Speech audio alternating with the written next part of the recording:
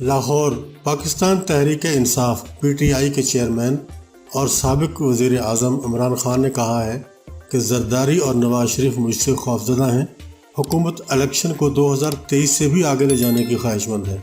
Senior صحافیوں سے گفتگو میں chairman P T I Imran Khan نے کہا کہ اسٹیبلشمنٹ سے اس وقت کوئی رابطہ نہیں، جزل باجوہ سے رابطہ ہوتا رہتا تھا۔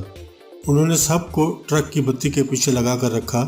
اسٹیبلشمنٹ ایک حقیقت ہے، قانون کی حکمرانی میں وہی کردار ادا کر سکتی ہے۔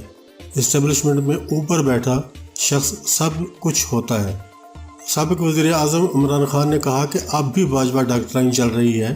حکومت انتخابات کو 2023 سے بھی آگے لے کر جانا چاہتی ہے۔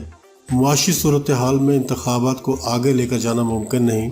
معیشت کی یہی صورتحال رہی تو فروری یا مارچ تک ملک ڈیفالٹ کر جائے گا۔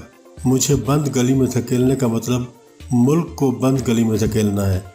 عمران خان کا کہنا تھا کہ جزل باجوہ نے شہباز شریف کو جیل میں فون کر کے مزاج پرسی کی تھی۔